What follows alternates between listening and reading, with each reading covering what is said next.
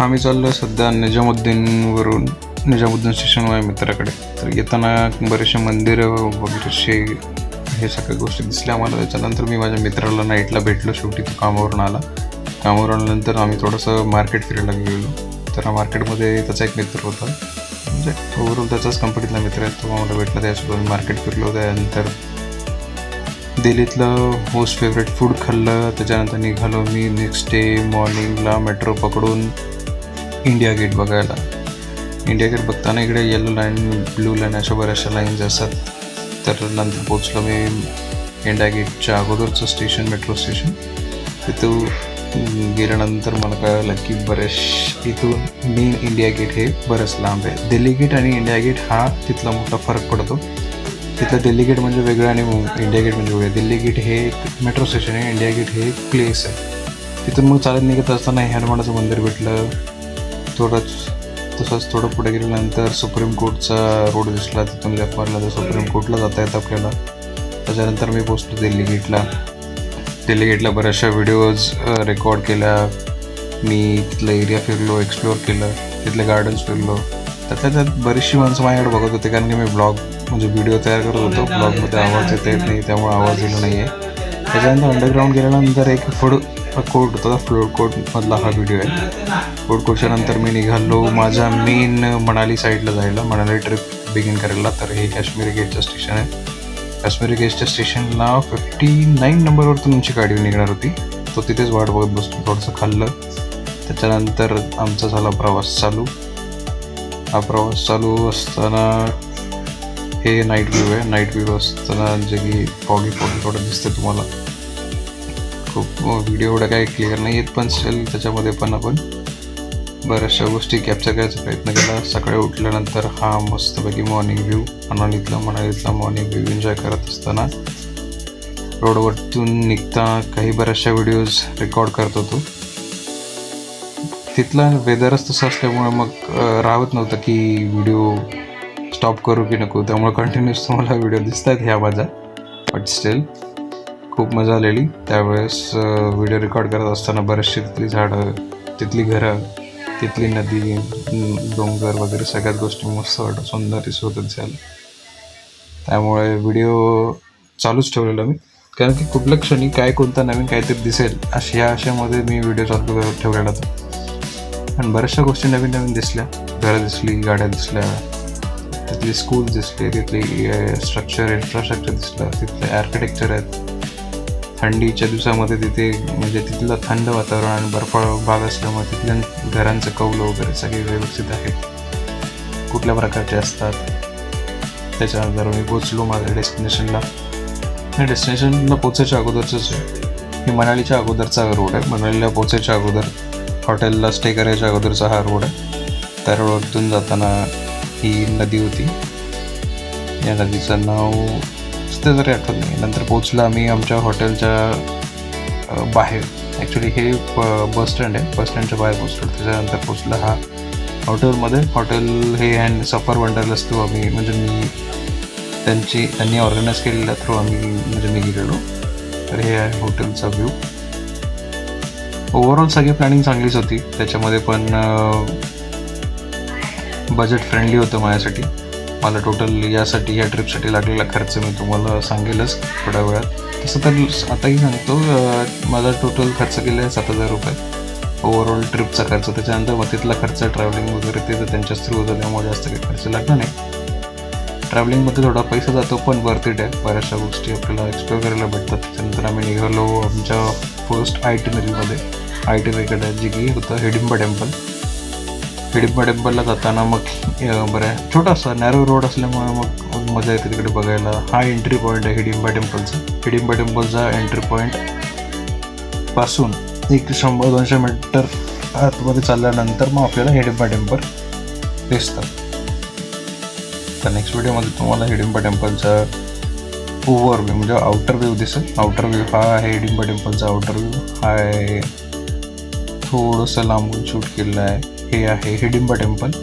आम्ही दर्शन घेतलं, पण आतमध्ये गेल्यानंतर व्हिडिओ काढण्यापेक्षा म्हटलं की आपण पहिलं दर्शन घेऊया, कारण की आतमध्ये व्हिडिओ एवढं काढून देत नव्हते. हा आहे आउटर व्ह्यू. त्याच्या बाजूला दिसतं ते आपलं आहे विहार, म्हणजे जंगल आहे पूर्ण. त्या जंगलमध्ये तुम्ही तिथे जाऊन फोटो काढू शकता. तिथे 50 रुपीज पर पर्सन असे एंट्री चार्जेस आहेत, जे की आता तुम्ही बघितलं त्या बाईने जे तिकडचा कॉस्ट्युम घेतलेला त्याचे पण तुम्ही पे करून तिथे मध्ये तुम्ही फोटो वगैरे काढू शकता. हे आहे हिडिंबा टेम्पलच्या बाहेरचं छोटंसं द्वारकाचं दिसणारं मंदिर नाही, पण आपण जसं आपल्या शंकरच्या मंदिराच्या बाहेर नंदी असतं तसं हे आपलं आहे गटरकच्चं पूजास्थान आहे हे. इथे हिडिंबा टेम्पलपासून बाहेर पडल्यानंतर तुम्हाला दिसेल. नंतर आम्ही गेलो आमच्या सेकंड आयटनरीमध्ये, म्हणजेच की मनाली मॉल रोड बऱ्यापैकी आम्ही शॉपिंग केल्यानंतर काही गोष्टी एक्सप्लोअर केल्या. त्याच्यानंतर आम्ही निघालो आमची थर्ड आयटनरी म्हणजे बुद्धिस्ट मॉनेस्ट्रीकडे जाताना. हा आहे आमचे साहिलबाई आम्हाला गाईड करत होते. ते गाईड करत असताना आम्ही बऱ्याचशा गोष्टी बघत होतो, एक्सप्लोअर करत होतो. हे आहे बुद्धिस्ट मॉनेस्ट्री.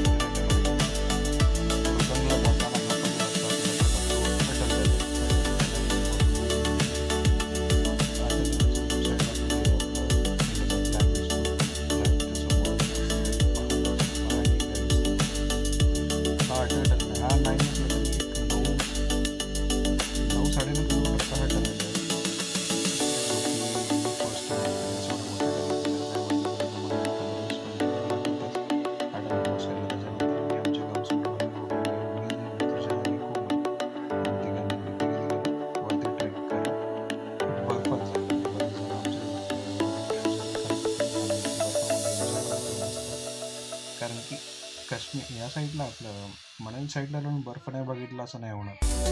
खूप मजा केली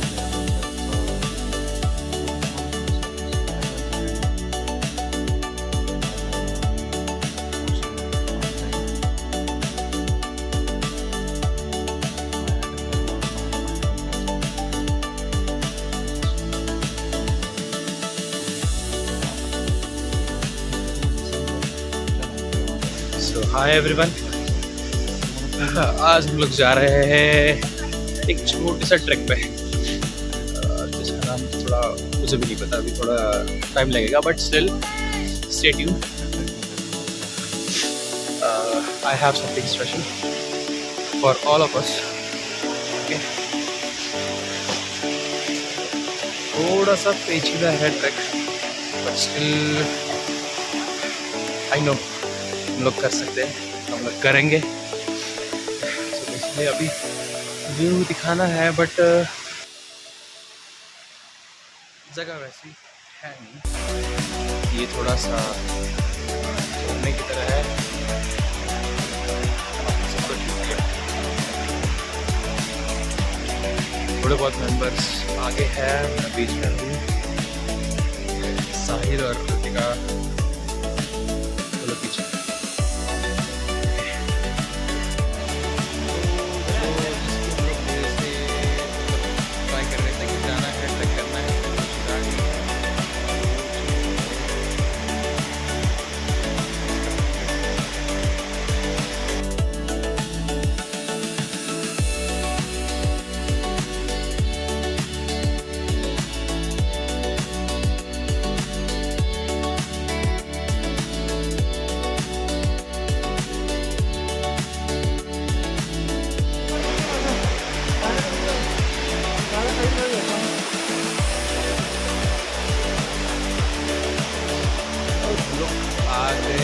वो स्पॉट पे जो स्पॉट हमें देखना था बेसिकली,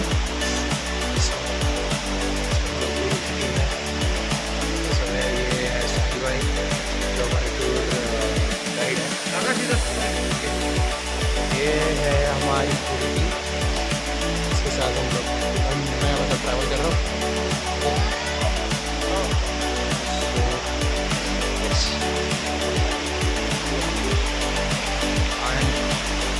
मैं अपने लाइफ का बहुत ही अच्छा मोमेंट एंजॉय कर रहा हूँ. जैसे कि अभी ये दिखने वाले है पीछे जाने वाले वहाँ पे वो है जो हमारी टूर गाड़ी.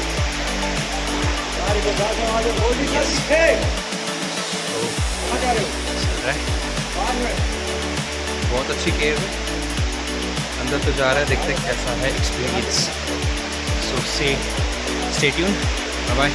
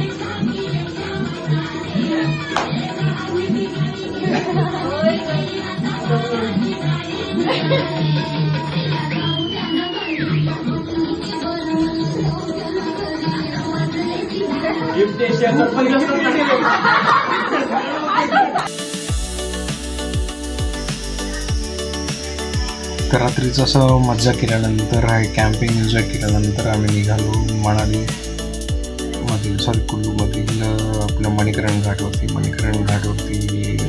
घेतलं आम्ही दर्शन घेतल्यानंतर तिथल्या गरम पाण्याच्या कुंडामध्ये मी नाही म्हटलं तरी एक अर्धा पाऊण तास थांबलेलो. गरम पाण्याचं तिथं गेल्यानंतर गरम पाण्याच्या कुंडामध्ये जर तुम्ही नाही थांबलात तर तुम्हाला ते रिग्रेट होईल असं वाटतं मला, कारण की जो रिलॅक्स तिथं जाऊन भेटतो ज्या गरम पाण्याच्या कुंडामध्ये थांबल्यानंतर तुम्हाला इनर स्पिरिच्युअल गोष्ट जी तुम्हाला जाणवते ती तुम्हाला तिथं न जाता जाणार नाही. हे आमचे थोडेसे हॉटेलमधले व्हिडिओज आहेत. त्याच्यानंतर मॉर्निंगला जेव्हा आम्ही कॅम्पमधून बाहेर निघाल्यानंतर हा असा तिथला दिसणारा व्ह्यू आहे.